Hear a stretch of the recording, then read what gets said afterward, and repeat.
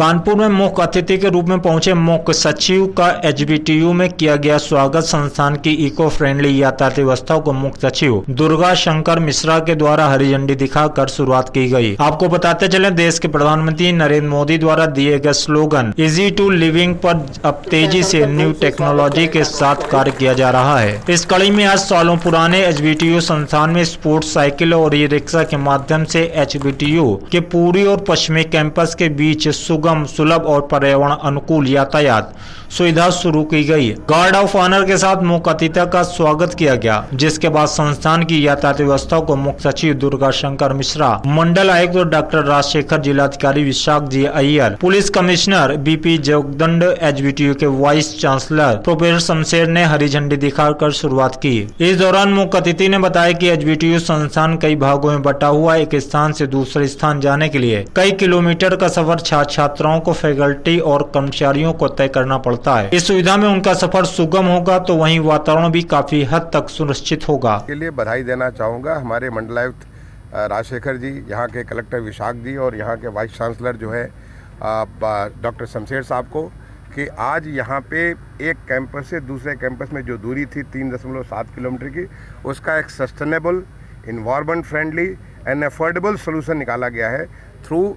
एक तो bicycle sharing के माध्यम से, जिसको योगेश अग्रवाल जी ने उसको डोनेट किया है, और एक कैंपस में 50 साइकिलें, दूसरे कैंपस में 50 साइकिलें, और जो यहाँ का जो ई रिक्शा एसोसिएशन है श्रीवास्तव जी, उन्होंने यहाँ पे 30 ई रिक्शा यहाँ एक कैंपस में, 30 रिक्शा दूसरे कैंपस में। तो ये जो दो कैंपस के बीच में दूरियां थीं, जिससे बच्चों को तकलीफ़ होता था एक जगह से दूसरे जाने में, जो हमारे फैकल्टी मेंबर्स उनको तकलीफ़ होता था, उनके लिए स्थायी एक सोल्यूशन ये दिया गया, और वो भी सोल्यूशन जो कि पर्यावरण फ्रेंडली है,